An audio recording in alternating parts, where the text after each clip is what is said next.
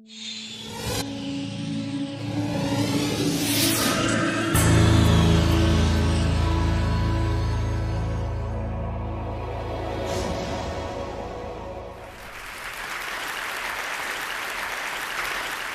wanted to talk to you today about creative confidence. I'm going to start way back in the 3rd grade at Oakdale School in Barberton, Ohio. I remember one day my best friend Brian was working on a project.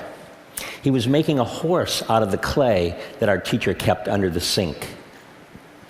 And at one point, one of the girls that was sitting at his table, seeing what he was doing, leaned over and said to him, "That's terrible. That doesn't look anything like a horse." Right? And Brian's shoulders sank, and he wadded up the clay horse and he threw it back in the bin. I kind of never saw Brian do a project like that ever again. And I wonder how often that happens, you know? It seems like when I tell that story of Brian to my class, you see, a lot of them want to come up after class and tell me about their similar experience, how a teacher shut them down or how a student was particularly cruel to them. And they some kind of opt out of thinking of themselves as creative at that point, right? And I see that opting out that happens in childhood, and it moves in and becomes more ingrained even by the time you get to adult life. So we see a lot of this. You know, when we have a workshop or we have clients in to work with us side by side, eventually we get to the point in the process that's kind of fuzzy or unconventional. And eventually these big shot executives whip out their BlackBerries and they say they have to make really important phone calls and they head for the exits. And they're just so uncomfortable. When we track them down and ask them what's going on, they say something like, "I'm just not the creative type." But we know that's not true. If they stick with the process, if they stick with it, they end up doing amazing things. And they surprise themselves just how innovative they and their teams really are. So I've been looking at this kind of fear of judgment that we have, you know, that you don't do things, you're afraid you're going to be judged. If you don't, you know, say the right creative thing, you're going to be judged. And I had a major breakthrough when I met the psychologist Albert Bandura. I don't know if you know Albert Bandura, but if you go to Wikipedia, it says that he's the 4th most important psychologist in history. You know, like Freud, Skinner, somebody in Bandura. Bandura is 86 and he still works at Stanford. He's just a lovely guy. And so I went to see him because he's just worked on phobias for a long time, which I'm very interested in. He had developed this way, this kind of methodology that ended up curing people in a very short amount of time. Like in 4 hours, he had a huge cure rate of people who had phobias. And we talked about snakes. I don't know why we talked about snakes. We talked about snakes and fear of snakes as a phobia. And it was really enjoyable, really interesting. He told me that he'd invite the test subject in, and he'd say, "You know, there's a snake in the next room, and we're going to go in there." And to which he reported that most of them replied, "Hell no, I'm not going in there." Certainly if there's a snake in there. But Bandura has a kind of a step-by-step process that was super successful. So he'd take people to this like two-way mirror looking into the room where the snake was, and he'd get them comfortable with that. And then through a series of steps, he'd move them, and they'd be standing in the doorway with the door open, and they'd be looking in there, and he'd get them comfortable with that. And then many more steps later, kind of baby steps, they'd be in the room, they'd have like a leather glove, like a welder's glove on, and they'd eventually touch the snake. And when they touched the snake, everything was fine. They were cured. In fact, everything was better than fine. These people who had lifelong fears of snakes were saying things like, "Look how beautiful that snake is." And they were holding it in their laps, right? Bandura calls this process guided mastery. I love that term, guided mastery, right? And something else happened. These people who went through the process and touched the snake ended up having less anxiety about other things in their lives, right? They tried harder, they persevered longer, and they were more resilient in the face of failure. right? They just gained a new confidence. And Bandura called that confidence self-efficacy, right? The sense that you can change the world and that you can attain what you set out to do.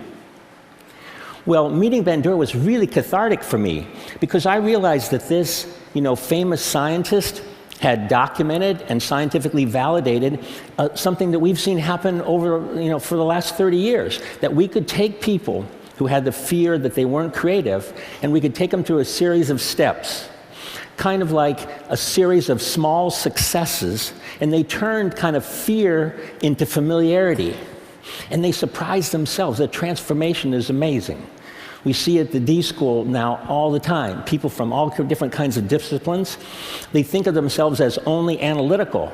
And they come in and they go through the process, our process, they build confidence, and now they think of themselves differently. And they're totally emotionally excited about the fact that they walk around thinking of themselves as a creative person.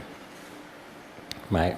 So I thought one of the things I'd do today is take you through, and show you what this journey looks like.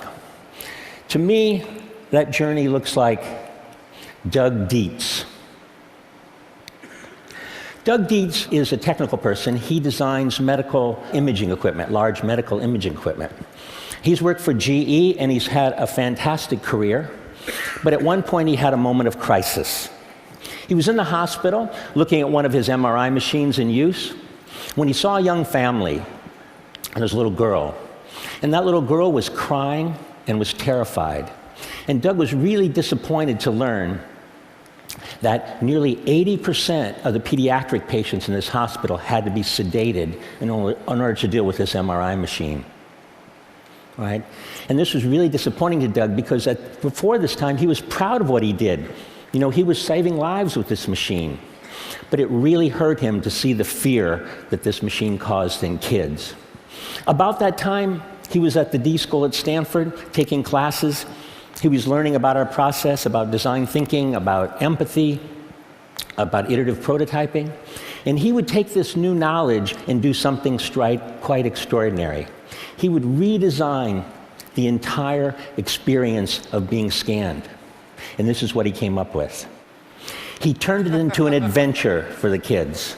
He painted the walls and he painted the machine, and he got the operators retrained by people who know kids, like, children's museum people. And now, so when the kid comes, it's an experience. And they talk to him about the noise and the movement of the ship. And when they come, they say, okay, you're going to go into the pirate ship, but be very still because we don't want the pirates to find you.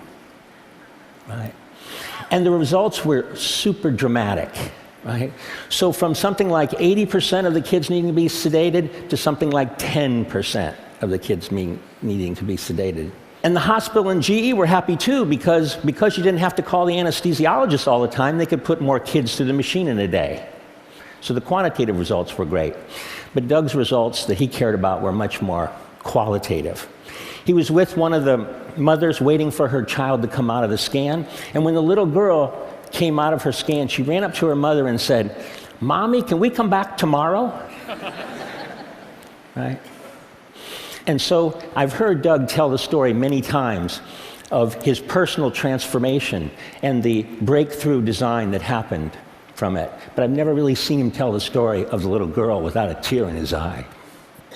Doug's story takes place in a hospital. I know a thing or two about hospitals. A few years ago, I felt a lump on the side of my neck. And it was my turn in the MRI machine. It was cancer. It was the bad kind. I was told I had like a 40% chance of survival. So while you're sitting around with the other patients in your pajamas and everybody's pale and thin, and you're waiting for your turn to get the gamma rays, you think of a lot of things. Most of you think about, am I going to survive? And I thought a lot about, what was my daughter's life going to be like without me? But think about other things. I thought a lot about, what was I put on earth to do? What was my calling? What should I do? Right? And I was lucky because I had lots of options. We'd been working in health and wellness and K through 12 and the developing world, and so there were lots of projects that I could work on. But I decided, and I committed to at this point, that the thing I most wanted to do was to help as many people as possible regain the creative confidence they lost along their way. And if I was going to survive, that's what I wanted to do. I survived, just so you know.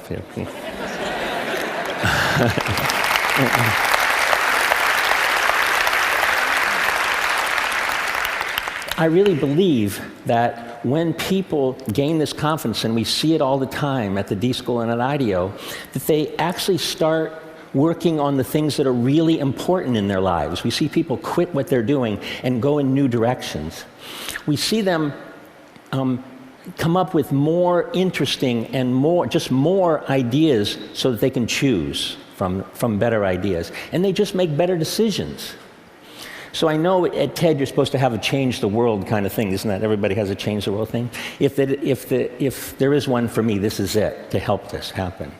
So I hope you'll join me on my quest. You as kind of thought leaders, it would be really great if you didn't let people divide the world into the creatives and the non-creatives like it's some God-given thing.